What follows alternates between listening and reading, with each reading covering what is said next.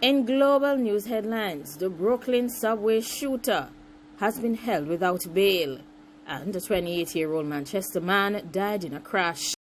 News coming out of the island of St. Vincent indicate that a man who was given 43 years behind bars was found not guilty on retrial.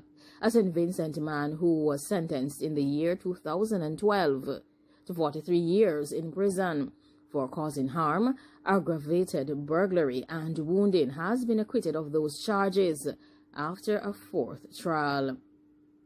A jury consisting of 4 men and 5 women returned a not guilty verdict on each count of Mr. Eburn's indictment on Tuesday. He had been accused of committing the offenses between April 20th and 23rd of the year 2011. Defense counsel Wiley mentioned that the virtual complainant had misidentified his client as her assailant. He mentioned that it was a ridiculous issue.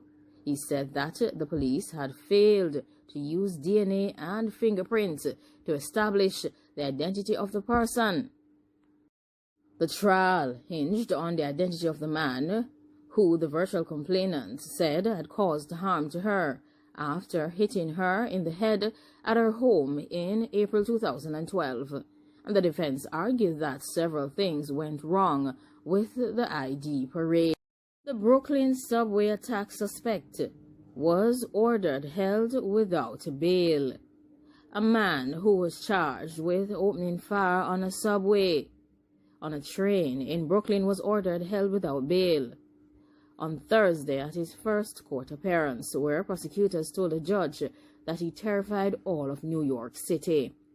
Brought into a Brooklyn federal court without handcuffs, a subdued Frank James, a 62-year-old man, softly answered standard questions about whether he understood the charges and the purpose of the brief hearing. His lawyer later asked the public not to prejudge him. James was arrested in Manhattan after calling a police tip line to say where he was on Wednesday, a day after the nightmare occurred, leaving 10 persons with gunshot wounds and countless others fearing for their safety on the nation's busiest subway system. Authorities mentioned that James unleashed smoke devices and dozens of bullets in a train full of morning commuters. He has been charged with a federal terrorism offense that applies to attacks on mass transit systems. Authorities have mentioned that there's certainly no evidence linking him to terror organizations, and they are still trying to derive a motive for his actions. The 10 gunshot victims, who range from youthful ages to 60, are all expected to survive. Condolences to the family and friends of those who died.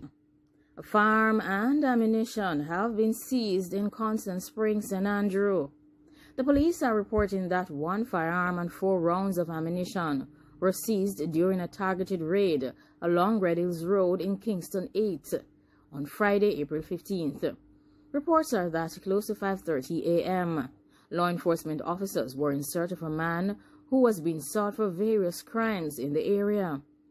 Upon entering a room, 2 men opened fire at the law enforcement officers, who took evasive action and returned the fire. When the gunfire subsided, 1 man was found with a high-point .40 Smith & Wesson pistol, along with 4.40 rounds of ammunition.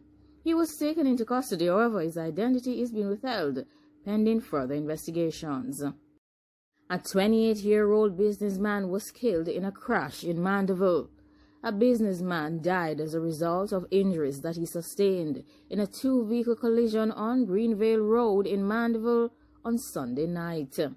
The deceased has been identified by the police as 28-year-old Lorne Powell, while friends referred to him as Lance. The man is from George Reed District in the parish of Manchester. According to police reports, close to 8:30 p.m., Mr. Powell was driving a Toyota Isis motor car on the roadway when it had a collision with a Honda Civic motor car, which was traveling in the opposite direction.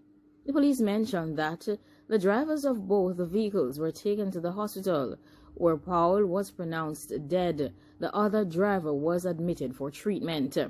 Relatives of the other man involved in the incident mentioned that he was a passenger in Paul's car and has been hospitalized